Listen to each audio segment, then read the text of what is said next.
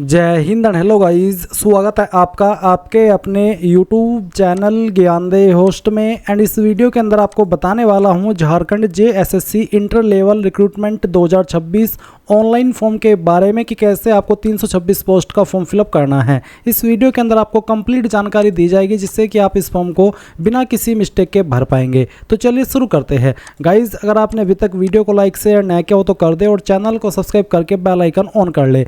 इसके बाद जो लिंक मैंने आपको वीडियो को डिस्क्रिप्शन में दिया हुआ है आप ओपन कर लेंगे, जो कि ओपन करना जरूरी है क्योंकि यहाँ से आपको काफ़ी सारी इन्फॉर्मेशन जानने को मिलेगी। तो जैसे ही आप लिंक ओपन करेंगे तो जानने को मिलेगा कि टोटल 326 पोस्ट है एंड इसमें आपकी काफ़ी सारी अलग अलग पोस्ट है। जैसे कि आप देख सकते हैं health supervisor, junior regional investigator, multipurpose health worker, veterinary assistant, medical assistant, साथ ही instruct collector, fisheries technical assistant, ये सभी पोस्ट इसमें निकाली गई है। फॉर्म आप लोग 5 अगस्त 2026 से लेकर के 4 सितंबर 2026 तक भर पाएंगे। करेक्शन के लिए आपको 6 से 8 सितंबर 2026 तक का समय दिया है और फीस यहाँ पर जनरल ओबीसी के लिए 100 और SC/ST के लिए 50 है। सैलरी आपको 5,200 रुपये से लेकर के 20,200 रुपये दी जाएगी। साथ ही यहाँ पर 1,800 से लेकर के 2,400 रुपये का ग्रेड पे भी आपको दिया जाएगा। अप्लाई करने के लिए किस पोस्ट पर क्या क्वालिफिकेशन चाहिए वो आप देख सकते हैं। बेसिकली अप्लाई करने के लिए यहाँ पर आपसे 12वीं पास की योग्यता मांगी है। हेल्थ सुपरवाइजर पर 12वीं आपकी साइंस से हो और आपकी जो जूनियर रीजनल इन्वेस्टिगेटर की पोस्ट है इस पर 12वीं आपकी मैथमेटिक्स के साथ में हो। मल्टीपर्पज़ हेल्थ वर्कर पर 12वीं साइंस से। फिर जो वेटरनरी असिस्टेंट, मेडिकल असिस्टेंट है इस पर आपकी 12वीं बायोलॉजी में होना चाहिए।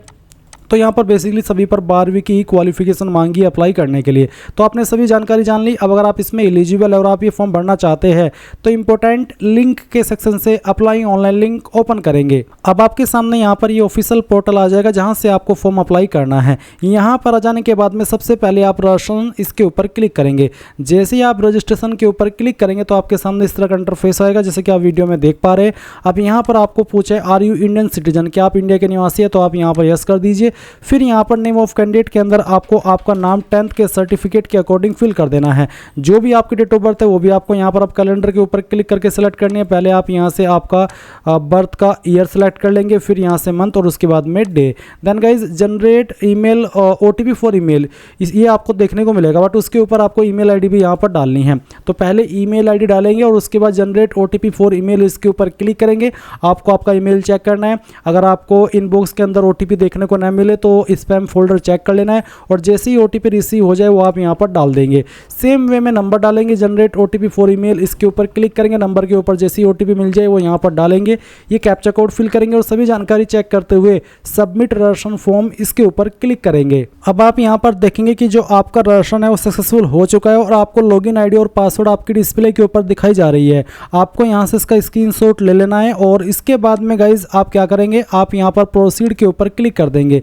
जैसे ही आप प्रोसीड करेंगे तो आपके सामने यहाँ पर इस तरह से जानकारी आएगी। अब आपको कुछ और जानकारी यहाँ पर देनी है जैसे कि सिलेक्ट मेन स्ट्रीम। आपका मेन स्ट्रीम क्या है, आपने जो आपकी 12वीं है वो मैथमेटिक्स एंड बायोलॉजी से की है या फिर आपने 12वीं मैथमेटिक्स से की है या फिर बायोलॉजी या फिर सिंपल मैथमेटिक्स। तो मेरे पास अगर आपकी जो 12वीं है वो आपने मैथमेटिक्स एंड बायोलॉजी दोनों थी तो पहला ऑप्शन सेलेक्ट कर लेंगे। अगर सिर्फ मैथमेटिक्स था और फिजिक्स था, केमिस्ट्री था, बायोलॉजी नहीं था तो सेकंड ऑप्शन टिक करेंगे। और आपके पास सिर्फ बायोलॉजी था, उसमें आपका मैथ या फिर जो इसमें 2 मेन चीज़ें वो नहीं थी तो आप ये सेलेक्ट कर लेंगे। तो जो मेरा पास 12वीं थी उसमें बायोलॉजी था, मैं यहाँ पर बायोलॉजी सेलेक्ट कर लेता हूँ। अगर बाई चांस आपने इस तरह से 12वीं की उसमें बायोलॉजी भी था, मैथमेटिक्स भी था तो पहला ऑप्शन आप सेलेक्ट कर सकते हैं। इसके बाद जैसे आप ये सेलेक्ट कर लेंगे आप यहाँ पर देखेंगे सिलेक्ट पोस्ट। अब इसमें जैसे कि मैंने बायोलॉजी सेलेक्ट की, मेरे पास 12वीं बायोलॉजी से है तो उसमें बायोलॉजी में जो पोस्ट पर आप अप्लाई कर सकते हो वो पोस्ट आपको यहाँ पर देखने को मिल जाएगी। अगर आप यहाँ पर मैथमेटिक्स सेलेक्ट करते तो फिर आपको वो पोस्ट देखने को मिलेगी जिन पर मैथमेटिक्स से अप्लाई किया जाएगा। एंड अगर आप मैथमेटिक्स एंड बायोलॉजी दोनों सेलेक्ट करते हैं तो फिर आपको सभी पोस्ट देखने को मिलेगी जो कि यहाँ पर अभी निकली हुई है। तो आपको यहाँ पर कहा कि यदि यह पद आपकी प्रथम वरीयता फर्स्ट प्रेफरेंस के रूप में माना जाएगा, यदि आप एक से अधिक पदों के लिए आवेदन करने के लिए पात्र है तो अगले चरण में आप शेष पात्र पदों के लिए अपनी वरीयता का चयन कर सकते हैं। वरीयता का तो कहने का मतलब है कि अभी आप यहाँ पर एक पोस्ट प्रेफरेंस दे दीजिए, और अगर आपको और भी पोस्ट पर अप्लाई करना है तो आप अगले स्टेप में जाकर के वो भी प्रेफरेंस दे सकते हैं। अभी जो आप यहाँ पर पोस्ट सेलेक्ट करें वो आपकी फर्स्ट प्रेफरेंस मानी जाएगी। तो आपको अपनी मर्जी के अकॉर्डिंग जिसको जिस नंबर पर प्रेफरेंस देनी है वो सिलेक्ट कर लीजिए। फिर पूछे are you local resident of Jharkhand, क्या आप झारखंड के स्थायी निवासी है? अगर हाँ तो यस करने पर आपको यहाँ पर रेसिडेंटल सर्टिफिकेट नंबर यानी कि जो आपका निवास प्रमाण पत्र है वो आपको देना होगा। सर्टिफिकेट इश्यूड अथॉरिटी, कौन सी अथॉरिटी ने आपका सर्टिफिकेट जारी किया है, आपको आपका सर्टिफिकेट चेक करना है, और उस पर जहाँ पर सक्षम अधिकारी लिखा होता है और नीचे मोहर लगी होती है वहीं पर लिखा होता है कि कौन सी पोस्ट के अधिकारी ने इसको जारी किया है। तो जिस भी पोस्ट के अधिकारी ने इसको जारी किया वो आपको यहाँ पर पोस्ट लिख देनी है। किस डेट में जारी हुआ है वो डेट भी आपको सेलेक्ट कर लेनी होगी। फिर पूछा select your district of local residence, यानी कि आपकी डिस्ट्रिक्ट कौन सी है वो आपको सेलेक्ट करनी है। और फिर आप देखेंगे रिजर्वेशन कैटेगरी, तो अगर आप अनरिजर्व्ड है यानी कि जनरल है तो पहला ऑप्शन सेलेक्ट कर लेंगे, एंड अगर आपकी कैटेगरी ईबीसी है, एससी एसटी है, ईडब्ल्यूएस जो भी है वो आप सिलेक्ट कर लीजिए। अगर मान लीजिए आप एससी है या फिर बीसी है तो मैं आपको दिखाता हूँ कि सिलेक्ट करके क्या ऑप्शन आएंगे। अब हमने यहाँ पर एससी सिलेक्ट किया तो मेरे सामने यहाँ पर कैटेगरी सर्टिफिकेट नंबर का ऑप्शन है, तो यानी कि आपको कास्ट कैटेगरी सर्टिफिकेट नंबर देना होगा। कौन सी अथॉरिटी ने उसको जारी किया है उस पोस्ट का नाम आपको लिखना है, ऐसे जैसे कि आपने यहाँ पर निवास प्रमाण पत्र का लिखा है, और फिर किस डेट में जारी हुआ है वो डेट भी आप सिलेक्ट कर लेंगे। पर्सन विद डिसेबिलिटी, अगर आप विकलांग है तो यस, नहीं तो आप नो कर देंगे। उसके बाद में आपसे पूछा कि क्या आप एलिजिबल है स्पोर्ट्स कोटा के लिए, अगर हाँ तो यस, नहीं तो आप नो करेंगे। फिर जेंडर आपको आपका सेलेक्ट कर लेना है। उसके बाद पेपर 2 की लैंग्वेज आप क्या रखना चाहते हैं, इनमें से जो भी आप रखना चाहते हैं वही आप सिलेक्ट कर लीजिए, और उसके बाद आप यहाँ पर सेव एंड नेक्स्ट के ऊपर क्लिक करेंगे। अब आपके सामने यहाँ पर जो अदर पोस्ट की प्रेफरेंस है वो देने का ऑप्शन आ चुका है, तो आप यहाँ पर देख लीजिए। पहली प्रेफरेंस तो आप दे चुके हैं पोस्ट की अभी इस स्टेप से पहले। अब आप देखेंगे पोस्ट प्रेफरेंस 2, तो पहली सेकंड प्रेफरेंस किस पोस्ट को देनी है, थर्ड प्रेफरेंस किसको देनी है, फोर्थ किसको और फिफ्थ किसको, वो आपको सेलेक्ट कर लेना है। फिर यहाँ पर फादर नेम डालेंगे, मदर नेम डालेंगे, मैरिटल स्टेटस क्या है वो आप बताएंगे कि मैरिड, अनमैरिड या अदर, जो भी है वो आप सिलेक्ट कर लेंगे। अगर आप यहाँ पर मैरिड है तो आपको यहाँ पर आपके पति या पत्नी का नाम देना होगा, और अगर अनमैरिड है तो फिर आपको देने की आवश्यकता नहीं है। फिर आप आपका आधार नंबर यहाँ पर डाल देंगे। आइडेंटिफिकेशन मार्क फर्स्ट, आपकी बॉडी के ऊपर ऐसा निशान जिससे आपकी बॉडी की पहचान होती है, ये निशान आपकी बॉडी के ऊपर कहीं पर भी हो सकता है, तो आप उस निशान के बारे में लिख देंगे। अगर ढूंढने के बाद भी कोई मार्क नहीं है तो नो मार्क लिख देना।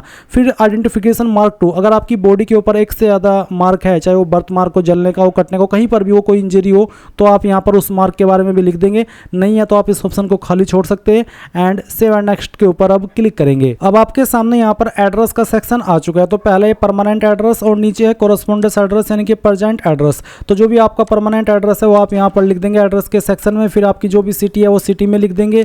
स्टेट यहाँ पर आपकी ऑलरेडी सिलेक्टेड है। फिर आपको आपकी डिस्ट्रिक्ट सेलेक्ट करनी है। अपना पिन कोड भी आपको यहाँ पर डाल देना है।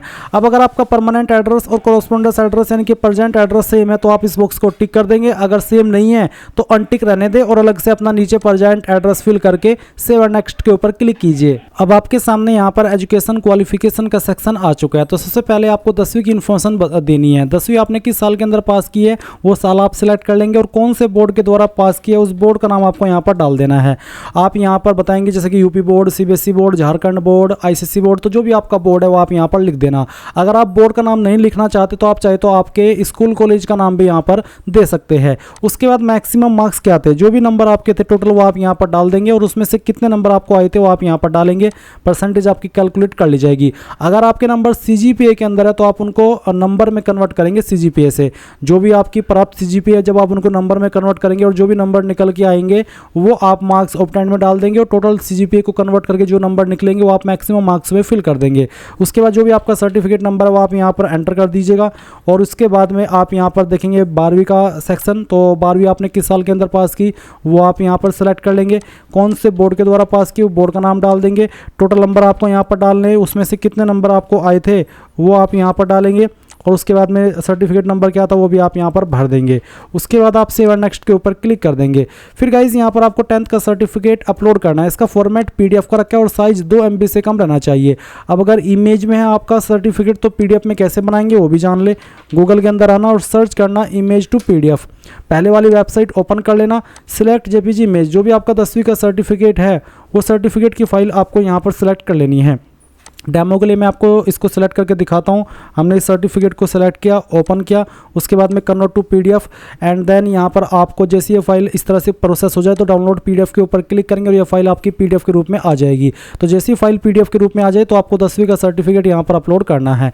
तो चलिए मैं आपको इसको अपलोड करके दिखाता हूँ। ये हमारी पीडीएफ के अंदर बन गई है। मैं इसको ओपन करता हूँ, इस तरह से फाइल नेम आ जाएगा। फिर आपको 10th की मार्कशीट अपलोड करनी है पीडीएफ के फॉर्मेट में ही। अब अगर आपकी मार्कशीट और सर्टिफिकेट एक ही है तो दोनों में आपको सेम ही फाइल अपलोड करनी है। और अगर आपका सर्टिफिकेट और मार्कशीट अलग अलग है तो पहले आपको सर्टिफिकेट अपलोड करना है और फिर आपको मार्कशीट अपलोड करनी है। मैं फॉर्म डेमो के लिए भरा हूं तो मैं एक रैंडम फाइल यहाँ पर अगेन सिलेक्ट कर लेता हूं। फिर इसी प्रकार से आपको 12वीं का सर्टिफिकेट अपलोड करना है पीडीएफ के फॉर्मेट में और उसके बाद में 12वीं का मार्कशीट। फिर सेम कहना चाहूंगा कि अगर आपका मार्कशीट और सर्टिफिकेट एक ही है तो दोनों में सेम फाइल अपलोड करनी है। अब आपको निवास प्रमाण पत्र भी अपलोड करना है। तो जो भी आपका निवास प्रमाण पत्र है उसको भी आप पीडीएफ के रूप में बना करके यहाँ पर अपलोड कर देंगे। अगर आप SC ST OBC EBC है तो आपको कास्ट सर्टिफिकेट भी यहाँ पर अपलोड करना है। अब आप सेव एंड नेक्स्ट के ऊपर क्लिक करेंगे। इसके बाद आपके सामने आपके फॉर्म का प्रीव्यू आ चुका है। जो भी जानकारी शुरू से लेकर अभी तक भरी है वो सभी आपके सामने है। यहाँ पर टिक करेंगे।